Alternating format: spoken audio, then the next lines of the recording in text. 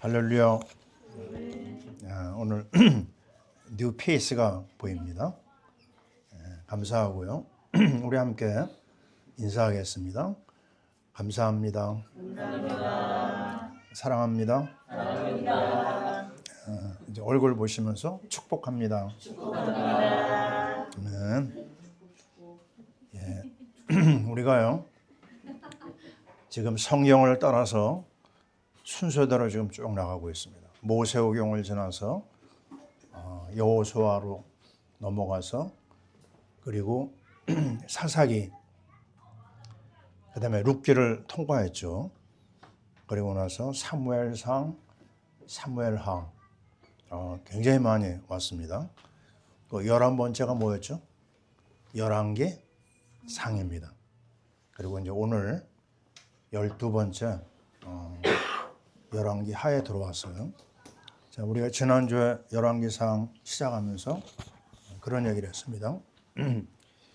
열왕기상에서는 그 두 나라, 어떤 나라죠? 북이스라엘과 남유다 왕국의 역사가 나와요. 그 하나 된 나라가 둘로 쪼개졌잖아요. 근데 두 나라의 역사를 보면 역시 슬픈 멸망의 역사입니다. 우리가 왜 멸망의 역사를 배워야 된다고 그랬죠? 반면교사입니다. 절대로 우리는 멸망의 역사를 따라가면 안 되고 우리 후대들에게 또 이 슬픈 역사를 전달하면 안 되거든요. 그래서 그 문제의 원인을 찾아야 된다고 그랬습니다. 그러면서 지난번에 열왕기상은 그 솔로몬으로부터 시작해가지고 엘리야로 끝납니다. 이 두 사람의 이야기가 굉장히 많이 나오죠.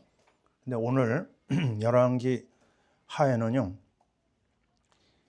역시 똑같이 그 멸망의 이야기가 나오는데요. 자, 북이스라엘은 왕이 19명이었습니다. 근데 뿌리 자체가 금송아지라고 하는 그 우상으로 시작을 해가지고 19명의 왕이 전부 다 믿음이 없었어요. 하나님 앞에 다 죄짓고 끝내는 아수르 제국에 의해서 멸망을 당합니다. 그 남쪽 나라 유다는 그런대로 믿음의 왕들이 20명 중에서 8명 정도는 믿음이 있거든요. 그 8명의 왕이 그래도 자리를 지켰기 때문에 하나님의 은혜와 하나님의 공의의 역사가 좀 있었어요. 근데 뒷부분에 가서는 똑같았습니다. 아주 끝내는 바벨론 제국에 의해서 완전히 망하게 되고 포로로 끌려가게 되죠. 근데 우리는 그 8명의 왕 중에서 3명의 왕을 우리가 찾아야 됩니다. 그 첫째 왕은 여호사밧 왕이고요. 두 번째는 요시야, 세 번째는 히스기야입니다. 한번 따라해 볼까요? 여호사밧, 요시야, 히스기야. 다른 왕들은 잃어버려도 되고요. 이 세 명은 꼭 기억해야 됩니다. 하나님 앞에 인정받고 사랑받은 왕이거든요. 그래서 성공적인 사역을 한 이 세 명을 우리 따라가야 되겠는데요. 오늘은 그 중에서 한 사람, 히스기야입니다. 이 히스기야는요, 25살에 이제 왕이 되는데, 그가 그 남긴 많은 일들 중에서 우리는 가장 중요한 포인트 7가지를 좀 찾아보려고 합니다. 자, 근데 개략적으로 조금 얘기하자면요, 히스기야라고 하는 뜻은 하나님은 강하시다, 이런 의미가 있습니다. 아주 강한 하나님을 이름으로 갖고 있었어요. 13번째 유다의 왕이었고요. 그런데 이 하나님 앞에 쓰임 받기 전에 그 부친이 누구였냐면요, 아하스라고 왕이었습니다. 근데 아하스 왕이 믿음이 없었어요. 우상 숭배가 심각했거든요. 근데 우상 숭배하는 아버지 밑에 아들 히스기야는 돌연변이에요. 믿음이 있는 거예요. 자, 여러분 희망을 갖길 바랍니다. 무슨 희망이요? 네. 여러분 부모님이 믿음이 없는 분이 있을 거예요. 네. 부전자전이 아닙니다. 믿음이라고 하는 거는요, 개인적인 거예요. 우리가 이제 그런 얘기를 합니다. 물론 그 집안 가문에 저주가 있긴 있어요. 근데 그거를 다음 대에서 끊으면 됩니다. 할렐루야. 누가 증인일까요? 제가 증인입니다.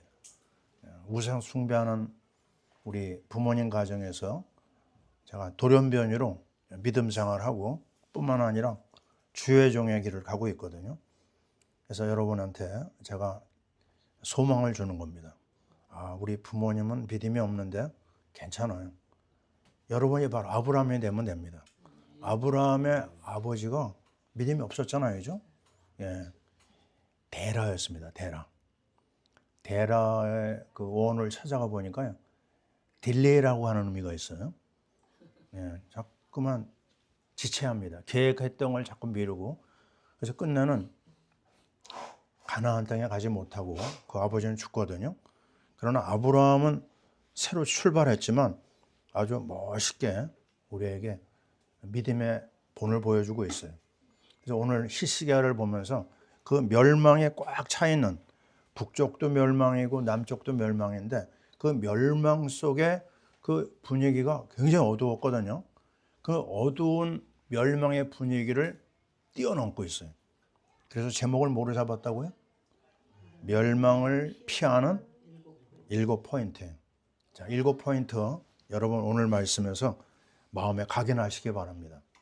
따라해 봅시다. 7보석. 보석을 하나하나 찾아가는 거예요. 그래서 그거를 내 머리에 담았다가 가슴에 담기를 바랍니다.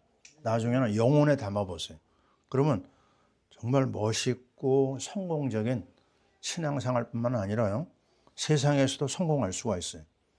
자, 오늘 첫 번째 보물을 여러분에게 소개합니다. 그것은 언약을 각인하라. 뭐라고요? 언약을 각인하는 거예요. 자, 열왕기하 18장 3절을 열어보세요. 자, 이스라엘 왕이 지나서 이제 유다 왕이 그 히스기야가 나타나는데, 히스기야가 3절에 우리에게 중요한 비밀을 보여주고 있어요. 593페이지입니다. 18장 3절. 같이 읽어볼게요. 히스기야가 그의 조상 다윗의 모든 행위와 같이 여호와께서 보시기에 정직하게 행하여. 누구의 행위요? 다윗의 행위입니다. 이게 아주 중요한 포인트예요. 제가 아까 3명의 뛰어난 왕을 얘기했죠. 여호사밧, 요시야, 그리고 히스기야. 이 3명 몽땅 다 뭐와 연결되어 있을까요? 다윗의 길을 갔다고 그랬어요. 다윗의 모든 행위를 따라갔다. 다윗의 그 믿음을 따라갔다고 그 왕을 소개할 때 꼭 나옵니다. 도대체 다윗이 뭘까요? 자, 우리는 다윗 하면 떠오르는 게 하나 있습니다. 다윗이 제일 좋아했던 게 뭐였죠? 언약궤였습니다. 언약궤가 예루살렘 성에 들어올 때 이 왕은요, 다른 사람이 보면 주책이죠. 왜요? 그 많은 백성들 앞에서 옷이 벗어질 정도로 춤을 췄어요. 여러분, 춤춘다는 건 언제 추죠? 조금 제정신이 아니죠, 그죠? 맛이 갔을 때. 너무너무 기뻐가지고 다른 사람이 의식이 안 되는 거예요. 언약궤가 뭔데 그렇게 다윗 왕은 기뻐했을까요? 그 와이프가 미갈인데 막 나중에 심한 잔소리를 했어요. 이게 무슨 추태입니까? 백성들 앞에서. 근데 당당했어요. 왜요? 그 언약궤의 비밀을 아는 게 가장 큰 축복인 걸 알았습니다. 이 언약궤가 뭐라고요? 우리가 붙잡고 있는 성경입니다. 구약, 신약, 그 약입니다. 하나님이 우리에게 주신 가장 좋은 선물, 그리스도 메시아입니다. 문제가 천천만가지가 있어도 그리스도라고 하는 언약이 딱 선포되면요 끝나는 겁니다. 구약은 예언했고 신약은 약속대로 메시아가 오셨어요. 그래서 이 언약이라고 하는 비밀이 언약궤 안에 담겨 있잖아요. 세 가지 기억나시죠? 십계명 돌판, 만나, 셋째 아론의 쌍난 지팡. 이 세 가지가 다 뭘 얘기하죠? 바로 선지자 그리스도 말씀이죠. 만나 제사장 그리스도, 그리고 나서 쌍난 지팡이 왕 그리스도입니다. 그리스도입니다. 그리스도 안에 모든 보물을 감춰놨어요. 우리 알잖아요. 골로새서 2장 2절 3절. 그리스도는 하나님의 비밀인데 그 안에 지혜와 지식의 모든 보화를 감춰놨다고 그랬어요. 왜요? 이거 다른 사람이 아무나 알면 안 돼요. 너무너무 귀한 거기 때문에 아주 특별한 사람에게만 이렇게 문을 열어줍니다. 제가 늘 강조하는 거 있죠. 마태복음 11장 25절. 이것을 지혜롭고 슬기로운 자들에게는 감추시고 어린아이에게 나타내심을 감사하나이다. 아멘. 여러분은요 어린아이입니다. 아멘이죠? 네, 나이 들어도 어린아이예요. 우리는 하나님 앞에 정말 사모하는 마음으로 나갑니다. 우리 애들 옆에서 보면 아시죠? 다 신기해요. 이것도 건드려보고 저것도 건드려보고. 내 방에 들어오잖아요. 그냥 누르는 게 너무 많아요. 쫓아다니면서 말려요. 가만히 있질 않아요. 애들이요. 다 신기합니다. 그거 뭐죠? 사모하는 거예요. 이 신령한 세계를 하나님은 사모하는 사람에게만 열어주십니다. 그 놀라운 비밀을 요한복음 5장 39절에 이렇게 얘기를 하고 있어요. 성경은 나에 대하여 증언하는 것이라고 그랬어요. 참 비밀입니다. 비밀. 성경 엄청나게 많은 내용이 있는 것 같지만 한 가지를 얘기하고 있어요.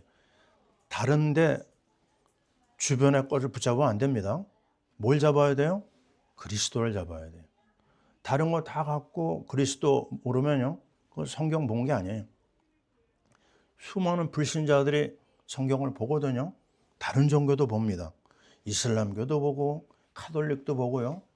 유대교도 봐요. 근데 그들이 뭘 잘 몰라요? 그리스도를 잘 모릅니다. 그러면 말짱 꽝입니다. 꽝. 가장 중요한 거 언약입니다. 왜 그렇게 중요해요? 그 그리스도만이 하나님 만나는 길입니다. 다른 길이 없어요. 나는 길이요 진리요 생명인데 나를 통하지 않고서는 아버지께 올 자가 없다.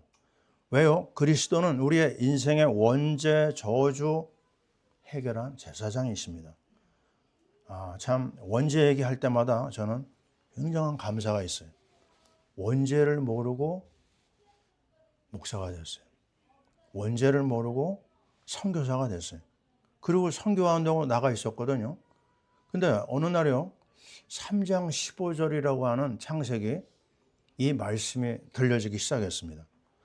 여자의 후손이 사단의 머리, 뱀의 머리를 부순다는 거예요. 이 말이 뭔지 들려오기 시작했어요. 맞다. 우리 인생은 태어날 때부터 몽땅 다 죄인이에요. 로마서 3장 23절. 모든 사람이 죄를 범하였음에 하나님의 영광에 이르지 못한다고 그러죠. 엄마 태아, 엄마 배에 있는 태아도 죄인입니다. 다윗이 그랬어요. 나는 엄마 죄 가운데서 내가 태어났다고 그랬어요. 맞습니다. 이거를 인정하지 못하면요, 우리 복음을 그렇게 정말 따라갈 이유가 없어요. 우리는 완전히 멸망으로 가는 인생입니다. 저주와 지옥과 심판이 우리 앞에 있는 거예요. 근데 그걸 해결하는 길이 뭐냐? 예수 그리스도의 십자가의 보혈. 예수 그리스도의 그 이름이 하나님 만나고요. 예수 그리스도의 이름이 마귀를 갖다가 쫓아냅니다. 그래서 이 그리스도라고 하는 걸 알면은요, 어떻게 해야 돼요? 자다가 발작 일어나야 돼요. 그리고 한 10분 정도 춤을 춰야 됩니다. 예? 왜요? 미친 거예요. 이거는 제대로 미친 겁니다. 얼마나 좋은지 그냥 사람들한테 만나가지고 막 얘기하지 않을 수가 없어요. 그러죠? 예? 조금 미쳤어요, 좀. 그냥 입만 열면 우리 형제는 예수 얘기합니다. 우리 형제한테 걸리면 곤란해요. 시간이 뺏깁니다. 그죠? 왜요? 미쳤기 때문에 그래요.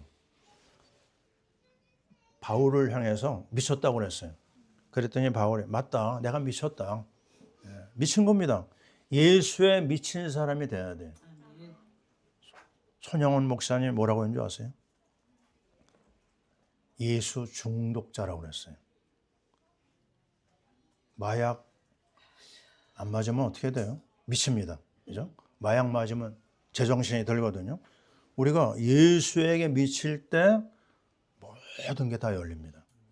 예수에 안 미치면요. 정말 진짜 미쳐버립니다. 지금 세상이 미쳐 돌아가고 있어요. 제대로 된 게 없습니다. 정치, 경제, 사회, 문화, 교육 모든 부분에 이 사람이 어떻게 저렇게 악할 수가 있을까? 이런 일이 우리 눈앞에요. 계속 열리고 있습니다. 그래서 우리는 세상에 미치지 말고 어디에 미치자고요? 예수에 미치자. 한번 또 해봅시다. 예수에 제대로 미치자. 그래서 오늘부터 춤을 춰야 되겠습니다. 춤을 열심히 춰야 되겠어요. 다윗을 따라서. 자, 우리는 오늘도 이 어마어마한 축복 중에 축복, 언약에 각인돼야 될 이유를 오늘 확인하고 있습니다. 두 번째 보석을 소개할게요. 우상을 꺾어라. 이 두 번째 5절에 보면요. 4절에 나오죠. 여러 산당을 제거하며 산당을 제거했어요. 주상을 깨뜨렸어요. 아세라 목상을 박살을 냈습니다. 그리고 모세가 만들었던 놋뱀을 또 완전히 부숴버렸어요. 놋뱀 사건 아시죠? 그죠? 이스라엘 백성들이 막 그 금송아지를 따라서 막 움직이고 다 미쳐 돌아가요. 근데 그때 하나님 앞에 악행을 행하고 교만하고 이럴 때 하나님 앞에 매달립니다. 모세가. 그랬더니 구리뱀을 만들어라. 놋뱀을 만들어라. 그리고 장대에다 꽂아가지고 높이 세워라. 그거를 바라보는 사람마다 지금 불뱀한테 막 물려 죽어가고 있었거든요. 그 물려 죽어가는 사람도 놋뱀을 바라보면 다 살아난다는 거예요. 그 믿을만 합니까? 안 믿는 사람은 끝까지 안 바라봤어요. 안 바라본 사람은 다 죽었습니다. 근데 그 말에 순종하고 바라본 사람들은 살았어요. 그러니까 그때부터 이 구리뱀이 우상이 된 거예요. 그걸 갖다가 계속 갖고 다녔거든요. 거기서 오는 또 다른 하나님의 진노가 있었어요. 그래서 그 놋뱀을 부숴버렸습니다.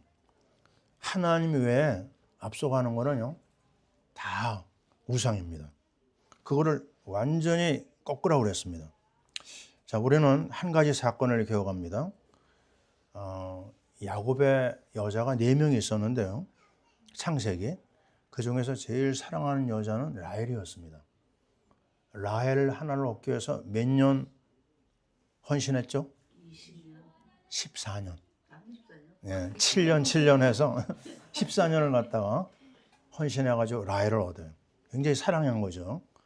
근데 라헬을 통해서 두 자녀가 나옵니다. 이름하여 요셉과 베냐민입니다. 근데 참 이상한 거는요. 둘째 베냐민을 낳다가 이 라헬이 죽습니다.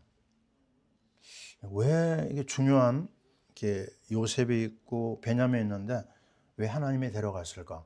그 원인이 나왔어요. 그게 뭐였냐면요. 그 우상단지가 있었어요. 이름하여 드라빔이라고 해요. 따라해 보세요. 드라빔. 이건 뭐 특별한 건 아니고요. 그 사람들의 지역에서 나오는 자기들을 지켜준 수호신이라고 생각한 거예요. 우상단지 같은 거. 근데 이게 아니 하나님을 믿으면서도 라헬이 그걸 끌어안는 거예요. 그 외삼촌, 그죠? 그 라반이 이 드라빔 갖고 있었거든요. 근데 이상한 거는요, 라헬이 그걸 훔쳐요. 그리고 그 집에서 나오면서 그걸 가지고 도둑질해 가지고 나옵니다. 그거 가지고 막 싸우고 난리가 났거든요. 그냥 끝까지 그거를 뺏기지 않고 갖고 다녔어요. 자, 생각해 보세요. 지금 앞으로 요셉은 뭐 해야 될 사람이에요?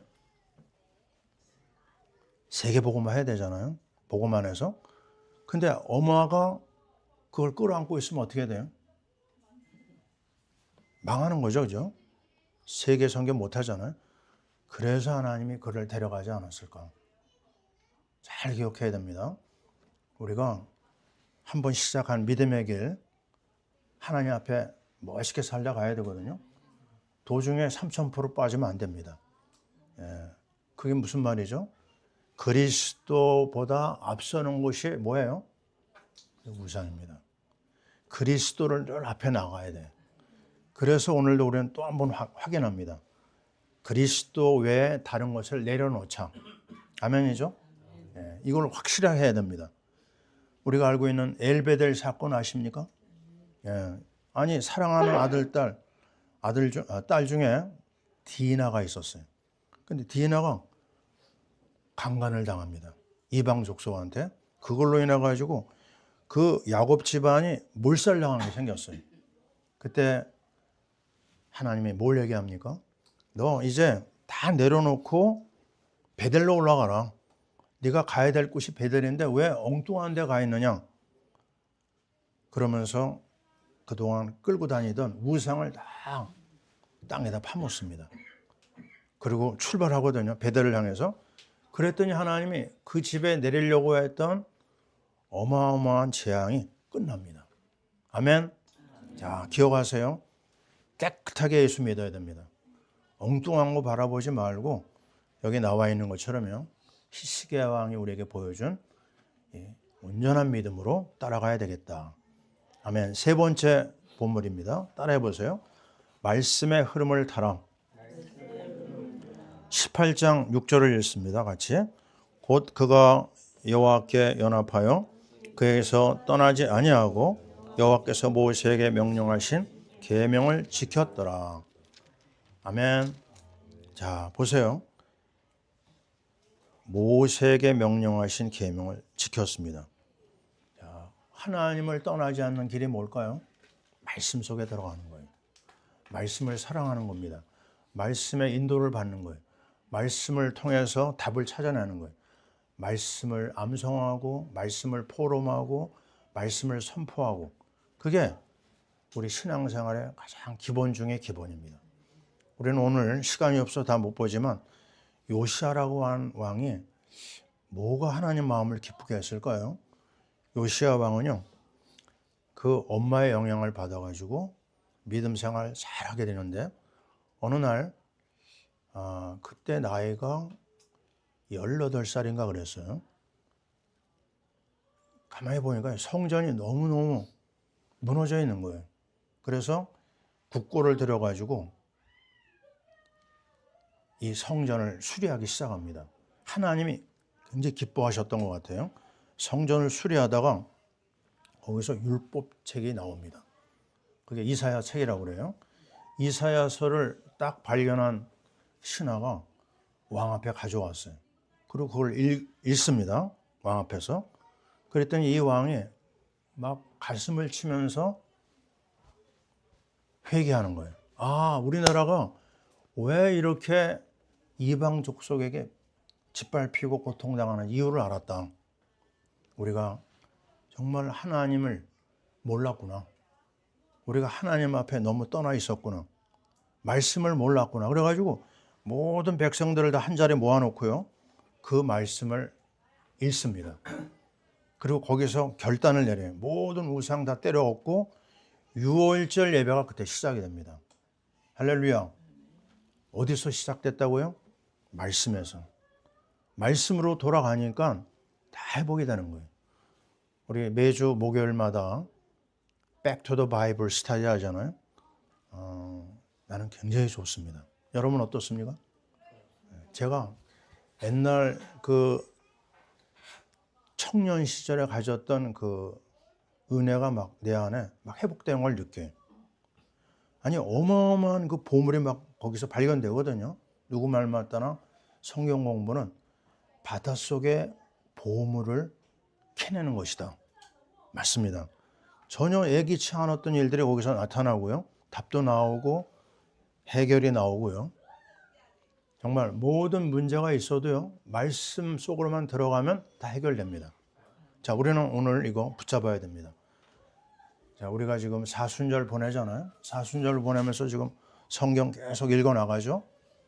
정말 하나님이 우리에게 하나님 나라를 계속 열어주고 있어요. 너무 감사하고 너무 행복합니다. 그래서 시편 기자는 얘기하잖아요. 주의 말씀의 맛이 어찌 그리 단지요. 내 입에 꿀보다 더 답니다. 주의 말씀은 내 발의 등이요 내 길의 빛입니다. 주의 말씀이 나의 고난 중에 나의 위로가 됩니다. 수많은 말씀에 대한 답이 나와요. 그래서 오늘도 우리는 세 번째 보석을 꼭 잡아야 되겠어요. 자, 그리고 네 번째 보석입니다. 따라해 봅시다. 하나님의 종과 소통하라. 자, 19장 우리 긴 말씀이라 우리 확인 못하지만요. 19장에 보면 히스기야 왕이요. 누구의 도움을 받고 있죠? 이사야라고 하는 선지자와 한 팀이 됩니다. 선지자와 한 팀이 된 히스기야는 엄청난 문제의 해답을 얻게 돼요. 혼자 너무 어려웠거든요. 근데 이사야가 하나님의 말씀을 들려주고 방향을 제시합니다. 여기서부터 모든 답이 나와요. 자, 우리 신앙생활 우리 늘 얘기하잖아요. 지난번에 우리 사울의 문제가 뭐였죠? 누구하고 관계가 안 좋았죠? 사울이 사무엘하고 안 좋았어요. 사무엘의 말을 안 들었습니다. 사무엘이 늦었거든요. 약속을 하긴 했어요. 사무엘이. 근데 사무엘이 안 온다고 자기가 그냥 예배를 드려버렸어요. 그 다음부터 하나님이 그를 버리기 시작했습니다. 예배가 얼마나 중요하냐? 생명을 요구합니다. 생명을 걸고 예배 속에 들어가야 돼. 그리고 다윗은 반대로 어떤 모습을 보여주죠? 다윗은 나단이라고 하는 선지자에게 생명을 걸었어요. 나단이 말하는 걸 그대로 따라갑니다. 심지어 나단이 그의 죄를 지적했거든요. 얼마나 기분 나빠요? 근데 그 앞에 납작 엎드려가지고 그대로 순종합니다. 자, 우리가 신앙생활 이제 짧게는 뭐 5년, 1년, 또 길게는 30년, 50년. 여러분 50년 이상 신앙생활 한 사람이 있습니까? 우리 한 사람이 제 선배입니다. 그 다음에 제가 두 번째일 것 같아요. 근데 지난 50년을 돌아보면 딱 답이 나옵니다. 무슨 답일까요? 목사님을 잘 따라간 성도는요, 거의 완벽한 성공이 있어요. 그러나 목사님 말을 안 듣고 삐딱한 사람이 있거든요. 어떨까요? 제가 말을 하지 않겠습니다. 거기서 나온 결과를 나는 너무 많이 봤거든요. 우리 한 사람 뭐 자꾸 얘기를 해서 미안한데요. 제가 이제 비행기를 좀 태워야 될 것 같습니다. 집에 장모님이 맛있는 반찬 하잖아요. 그러면 무조건 먼저 목사님한테 드립니다. 그 심부름을 우리 안 사람이 했다고 그래요. 그래서 나중에 우리 장인어른이 이런 얘기를 했다고 그러죠. 네 엄마가 목사님이 하는 거 반만이라도 나한테 해주면 좋겠다. 무슨 의미인지 알죠? 아마 그래서 우리 가정이 그 복을 받는지 모르겠습니다. 자, 이건 뭘 얘기하죠? 여러분도 그렇게 하면 됩니다. 아멘.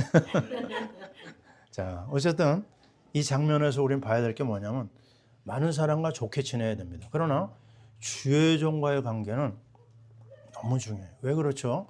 주의 종과 관계가 안 좋으면요, 말씀 받기가 어려워요. 그 교회 있기도 어렵습니다. 그래서 정말 이 부분은 여러분이 조심해야 되고 기도하면서 인도받아야 돼요. 제가 목요일 날 얘기했잖아요. 여호사밧 왕이라고 하는 오늘 말씀에 나오죠. 그 아주 귀하게 쓰임받은 여호사밧 왕이 뭐 얘기했죠? 역대하 20장 20절. 외우기도 쉬워요. 20장 20절에 뭐라고 했느냐? 자, 이스라엘 백성들을 향해서 얘기했습니다. 너희는 여호와를 신뢰하라. 그리하면 흔들리지 않는다고 그랬어요. 그 다음에 나온 말이 뭐예요? 너희는 선지자를 신뢰하라. 그리하면 형통하리라. 참 귀한 말이에요. 주의 종과 관계가 좋잖아요. 어떻게 된다고요? 형통합니다. 형통한 복을 여러분 다 받아야 되잖아요. 한 사람은 빼놓지 말고. 그래서 여러분이 정말 이 아름다운 축복을 누려야 되겠어요. 신약으로 가면요. 많습니다. 바울과 브리스길라 부부. 얼마나 아름답게 쓰임받았어요?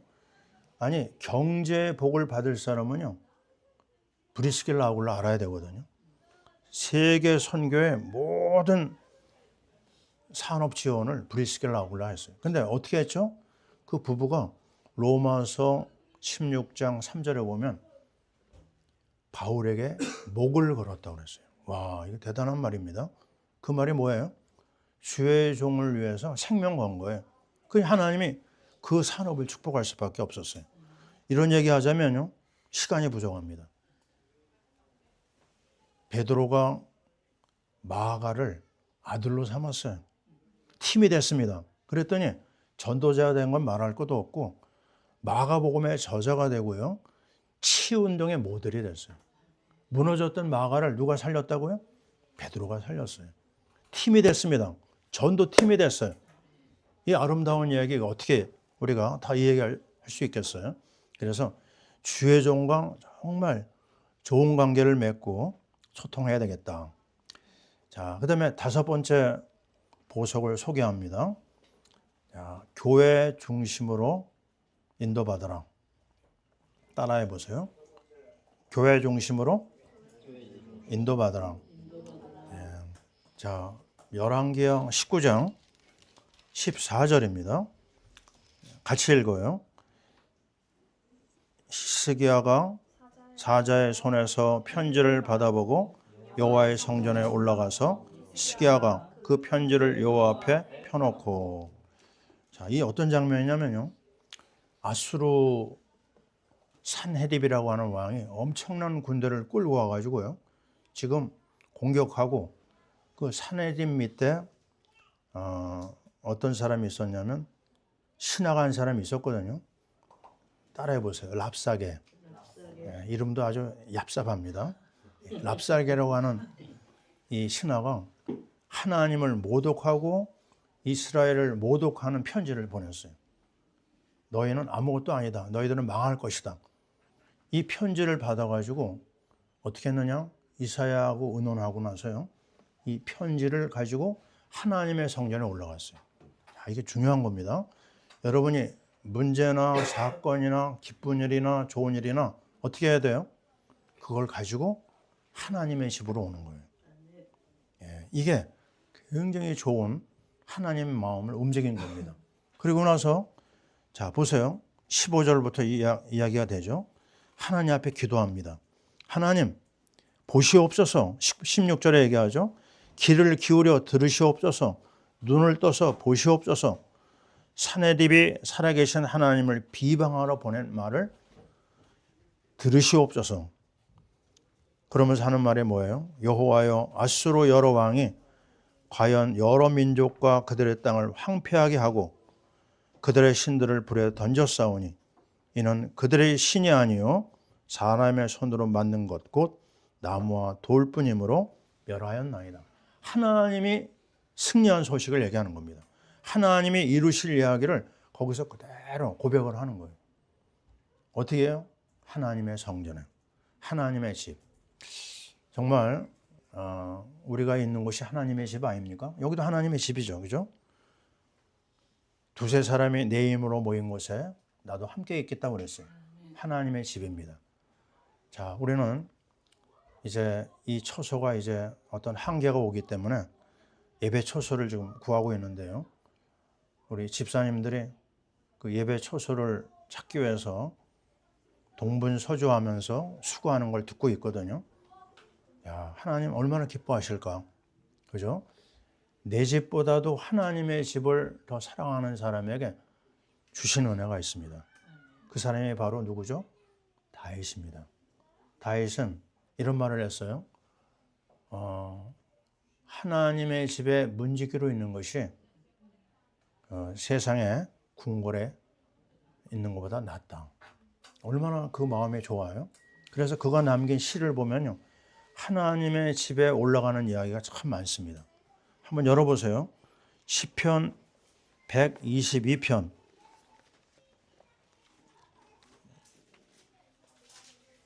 시편입니다. 122편 다윗이 쓴 시예요. 성전에 올라가는 노래입니다. 1절을 제가 읽어요. 사람이 내게 말하기를 여호와의 집에 올라가자 할 때 내가 기뻐하였도다. 다윗의 기쁨이 뭐라고요? 내가 사랑하는 하나님의 집에 나 혼자 가는 것도 기쁜데 다른 사람이 그 집에 올라간다고 말할 때 나는 너무 기쁘다. 자, 이게 하나님의 마음입니다. 하나님이 너무너무 사랑하는 사람 누구라고요? 하나님의 사람 사랑하지만 하나님의 집을 통해서 하나님의 영광이 나타나니까 하나님의 집을 사랑하잖아요. 그 사람도 은혜 받아요. 그래서 믿음이 별로 없어도 하나님의 집을 지은 사람이 복을 받는 거 봤습니다.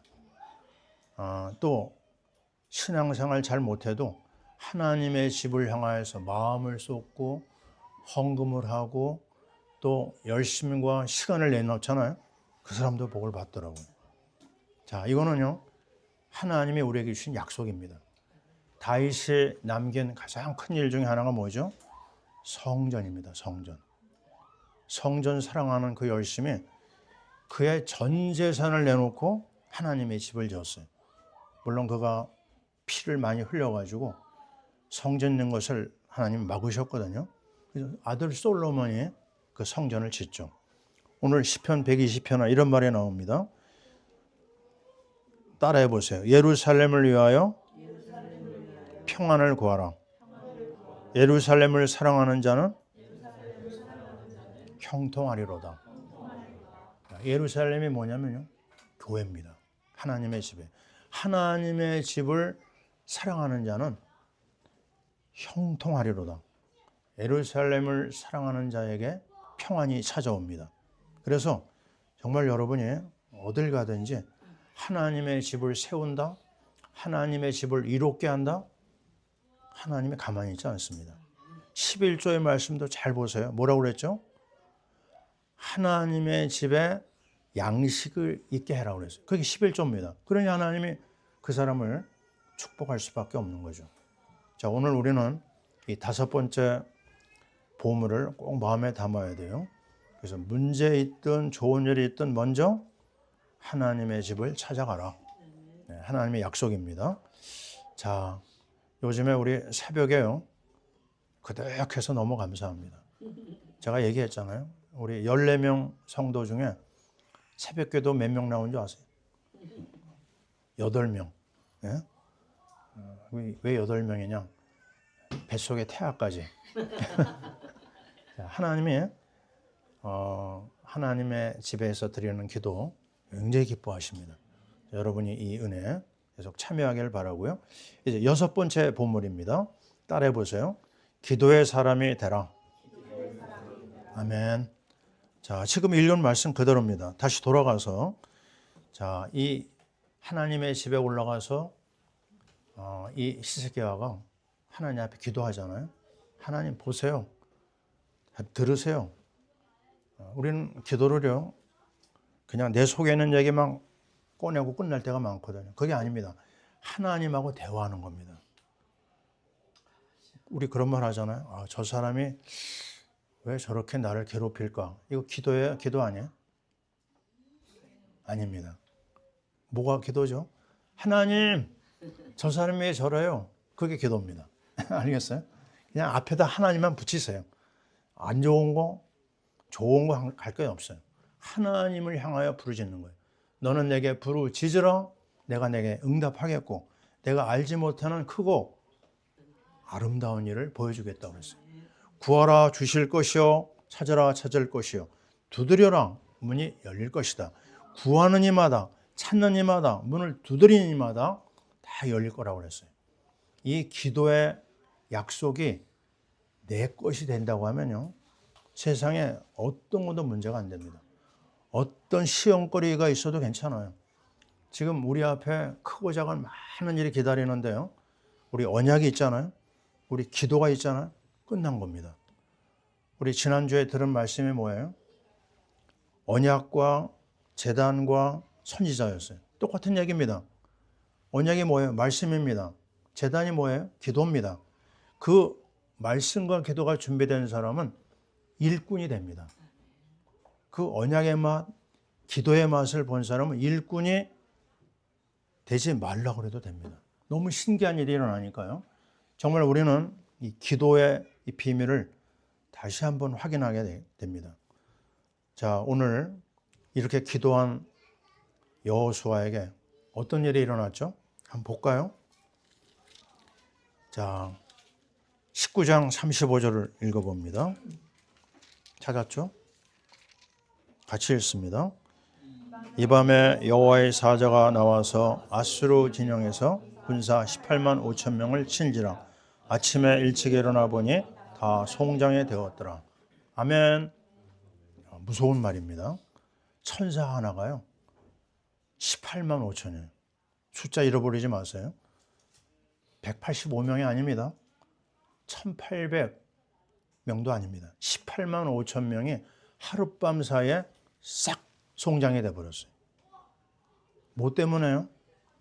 이사야의 말씀을 붙잡고 히스기야가 기도했는데 그 기도가 그대로 응답이 된 겁니다. 그래서 여러분의 기도가 세계를 움직인다고 하는 거 꼭 기억하시기 바랍니다. 하나님께서 정말 이 놀라운 기적을 주셨는데요, 거기서 끝나지 않아요. 20장에 보면은요, 읽지는 않겠습니다. 열심히 일하던 히스기야가 병들어 죽게 됐어요. 1절에 나오죠. 근데 그게 얼마나 확실하냐면 하나님의 사람 이사야가 왔어요. 하나님이 그러는데 너 죽는다고 하더라. 참 전달하기도 어려운 이야기죠. 그래서 너 이제는 죽을 준비를 하라 그랬어요. 내가 죽고 살지 못하리라. 그 이야기를 듣는 순간 히스기야는 벽을 향하여 기도를 시작합니다. 하나님, 나의 지나온 것을 기억하소서. 내가 하나님 앞에 어떻게 살았는지를 하나님 아시지 않습니까? 통곡하면서 기도를 했어요. 근데 그 기도 끝에 어떤 일이 일어났죠? 15년의 생명의 연장받습니다. 그리고 그 지긋지긋하게 괴롭히던 아수르 군대가 다 거기서부터 해방을 받았어요. 자, 크고 작은 많은 문제 앞에 여러분이 사람에게 가지 마시고 하나님 앞에 가시기 바랍니다. 예수의 이름으로 가면 됩니다. 그런데 결정적인 것은 하나님의 마음을 움직인 기도가 뭐였을까? 그게 7번째인데요. 따라해 봅시다. 선교의 사람이 되어라. 자, 왜 이게 결정적일까요? 자, 오늘 그 앞에 19장 15절에 보면 이런 말이 나옵니다. 기도 중에 히스기야 한 기도가 이런 게 나와요. 하나님 여호와여, 주는 천하 만국의 홀로 하나님이시라. 주께서 천지를 만드셨나이다. 한 번 나오죠. 19절 보세요. 한번 같이 읽습니다. 우리 하나님 여호와여, 원하건대 이제 우리를 그의 손에서 구원하옵소서. 그리하시면 천하 만국이 주 여호와가 홀로 하나님이신 줄을 알리이다 하니라. 아멘. 천하 만국이 우리 하나님이 홀로 하나이신 것을 알게 하옵소서. 이게 무슨 기도예요? 세계 선교입니다. 그의 모든 기도의 결론은 선교입니다. 그냥 나 하나 응답받고 기뻐하고 즐거운 게 아닙니다. 우리는 신앙생활의 목표가 뭐라고요? 세계 선교입니다. 사복음서의 결론이 세계 선교입니다. 사도행전 1장 8절, 선교는 최고의 지상 명령이에요. 하나님이 하시겠다고 그랬어요. 오직 성령이 너에게 임하시면 권능을 받아가지고 땅 끝까지 이르러 내 증인이 되리라. 이제 자기 문제 아직도 있고 나라 문제가 복잡한, 그죠? 로마가 식민지로 하고 있으니까요. 이스라엘의 상태가. 근데 그 제자들에게 뭐라고 했느냐? 나라 해방 그거 관심 갖지 마라. 때와 기한은 아버지께 있다. 너희가 지금 당장 가져야 될 관심은 선교다. 너희를 통해서 성령 충만을 통해서 선교 역사를 이루게 할 것이다. 지금 우리나라 지난주에 아주 시끄러웠죠, 그죠? 지금 또 미국 트럼프 대통령이 막 난립니다. 막 가지고 막 놀고 있거든요. 그래서 이렇게 봐도 걱정이고 저렇게 봐도 걱정이고. 근데 뭐가 급해요? 그 급한 거 아닙니다. 급한 거는 복음이요. 급한 거는요. 성령 충만이요. 급한 거는 선교입니다. 이 일에 우리가 부름 받았어요. 우리 교회가 여러 교회 중에 하나로 시작한 게 아닙니다. 선교로 시작한 교회. 우리는 파라 미션 교회라고 하는 이름을 갖고 있어요. 자, 이 교회가 얼마나 중요하냐? 세계를 살릴 수가 있습니다. 아주 작은 안디옥 교회 하나가 세계를 뒤집었거든요. 우리가 10여 명 모인 우리가 그걸 할 수 있나? 할 수 있습니다. 우리는 이제 다음 주 종료주일입니다. 주일은. 그리고 시작되는 주간은 고난주간이에요. 그 고난주간 끝나면 뭐죠? 부활주일이 기다려요. 2주. 이제 40일 동안 진행하는 이 사순절의 기간이 2주만 남았어요. 이 2주 동안 우리 뭘 해야 되느냐? 선교를 향하여서 우리가 방향을 잡아야 됩니다. 그것 때문에 우리는 도전하고 실천하는 거거든요. 1885년 부활절 날 우리나라에 귀한 손님이 왔어요. 누가 왔을까요? 미국의 언더우드와 아펜셀러 선교사님이 그 미국 땅을 떠나서 원래는 인도 선교사가 되려고 그랬어요. 근데 이분이요, 이수정이라고 하는 한국 크리스찬이 있거든요. 이분이 쓴 복음서를 가지고, 마가복음이라고 하는 것 같아요. 복음서를 벌써 받았어요. 일본에서 받았어요. 거기서 언어 훈련을 했거든요. 한국어 공부를. 이 언더우드가요. 요코하마에서 이제 이거 언어 훈련을 하면서 이수정이 쓴 복음서를 한글로 된 걸 받았어요. 그거 가지고 부산을 거쳐서 제물포, 우리 지금 인천이죠. 인천에 아펜셀러 감리교 선교사님하고 같이 항구에 발을 디뎠습니다. 이제 두 사람이 자기들이 너무너무 중요한 걸 알고 누가 먼저 내려갈 거냐 실갱이를 했다고 그래요. 비합니다. 그래가지고 두 사람이 손을 잡고요. 동시에 떨어졌대. 그런 재미있는 이야기가 있습니다. 1885년이에요. 우리는 부활절을 앞두고 있어요. 그 상황을 그려봅니다. 그 뜨거운 선교의 열정을 가진 그는 용광로였다고 그래요. 선교의 열정이 너무 뜨거웠다고 그래요. 그가 한국 땅에 오면서 가졌던 그 뜨거운 열정, 1년 동안 의학 공부도 했대요. 참 대단한 사람이죠. 그래서 알렌 선교사를 또 연결하는 것도 그 사람이었고요. 그리고 그는 오자마자 고아원을 세우고 또 학교를 세우는데 그게 바로 연세대학교의 전신이었습니다. 연세대학교가 몇 년? 100? 잘 몰라. 사람이 자기가 나온 학교. 140주년입니다. 그 도착한 한 해부터 역사를 따져가더라고요. 근데 그때 주위에 많은 선교사들이요. 평양에 그 역사가 막 일어나고 있었거든요. 평양의 예루살렘이라고 했으니까. 근데 참 이게 선견지명이 있었는지요? 아니다. 그래도 이 한성, 서울에다가 대학을 세워야 된다. 그 주장을 끝까지 펴가지고 세웠다고 그래요. 그 연세대 하나가 끼친 영향은 어마어마합니다. 물론 지금 세속화가 돼가지고 말이 아니죠. 이 정말 선교사 한 사람이 끼친 영향은 상상을 못합니다. 그리고 또 한 가지 일을 했어요. 지금 저기 세종로에 가면 세문안 교회가 있습니다. 세문안 교회도 언더우드가 세웠어요. 140년 된 교회입니다. 장로교회 아버지, 어머니라 이런 말을 하거든요. 그 선교사 한 사람이 우리나라 역사에 끼친 영향은 상상할 수가 없어요. 김규식 박사 아십니까?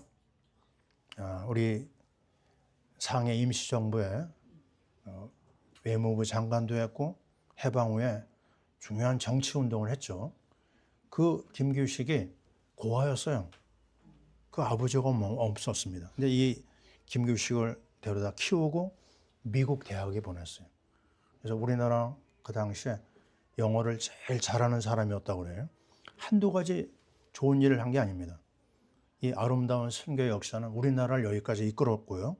앞으로도 어마어마한 일을 만들어낼 수가 있어요. 그가 남긴 말에 이런 말이 있습니다. 이 한국 사람들을 자기가 쭉 지켜보면서 최고의 교육열이 있는 나라다. 이 나라를 통해서 하나님이 큰일 할 것이다. 그 옛날에 이런 예언을 했어요. 참 얼마나 아름다운 이야기입니까? 우리는 오늘 7가지의 보물을 붙잡았어요. 첫 번째가 뭐라고요? 언약 각인. 두 번째는요? 우상 꺾어라. 세 번째 말씀을 따라가라. 네 번째 하나님의 종과 소통하라. 다섯째 교회 중심으로 인도받아라. 여섯째 기도의 사람이 되라. 일곱 번째 선교의 사람이 되라. 이 7가지를 절대 잃어버리지 말고 마음에 새기면 정말 가장 아름다운 일이 우리에게 있을 줄 믿습니다. 우리는 오늘 출애굽기 14장 말씀을 읽고 마무리를 해야 되겠어요. 출애굽기 19장 모세가 하나님으로부터 받은 언약입니다.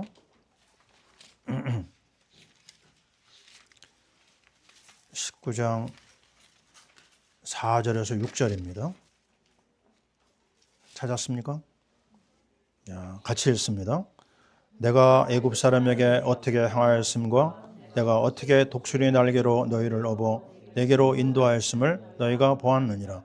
세계가 다 내게 속하였나니 너희가 내 말을 잘 듣고 내 언약을 지키면 너희는 모든 민족 중에 내 소유가 되겠고 너희가 내게 대하여 제사장 나라가 되며 거룩한 백성이 되리라. 너는 이 말을 이스라엘 자손에게 절할지니라. 아멘. 이 말씀이 십계명 앞에 있을까요? 뒤에 있을까요? 앞에 있습니다. 엄청난 이야기입니다. 십계명이라고 하는 하나님의 율법 앞에 이 말씀이 있는 이유가 뭘까요? 내가 너희를 애굽에서 건져냈다. 독수리의 날개로 너희를 업었다. 왜 그런 줄 아느냐? 너희를 제사장 나라 삼아가지고 세계를 살리겠다고 하는 겁니다. 하나님의 아주 엄청난 열정이 여기 담겨 있어요. 하나님의 그 열정이 우리 열정이 되어야 됩니다. 그것 때문에 우리 선교사들이 왔고요. 그것 때문에 우리는 여기 모이고 있습니다. 세계가 다 나에게 속했는데 내 말을 지켜봐라. 너희는 모든 민족 중에 내 소유가 되겠고 너희는 제사장 나라가 된다. 아멘. 자, 우리는 이 분명한 방향, 분명한 보물을 가지고 또 한 주간 인도받습니다. 하나님이 여러분을 통하여서 큰 일을 이루실 줄 믿습니다. 아멘. 기도하겠습니다. 하나님 감사합니다. 오늘 히스기야가 우리에게 보여준 7가지의 보물을 붙잡았습니다. 하나님 이 보물을 붙잡고 모든 멸망에서 해방되게 도와주옵소서. 언약 각인, 우상을 꺾는 것, 말씀 흐름 따르는 것, 하나님의 종과 소통하는 것, 교회 중심, 기도의 사람, 선교의 사람이 우리의 것이 되게 도와주셔서 언더우드 선교사가 우리에게 남긴 것 이상으로 우리가 그 뒤를 따르게 하시고 하나님 수많은 하나님의 일꾼들이 선교사들이 저 미전도 종족을 향하여 나아가게 도와주시옵소서. 우리의 하나님의 백성들이 이 놀라운 축복 누리게 도와주옵소서. 우리나라가 선교사 파송하는 제사장 국가로 쓰임받게 하여 주옵소서. 하나님 앞에 감사드리옵고 예수님 이름으로 기도하옵나이다. 아멘. 아멘.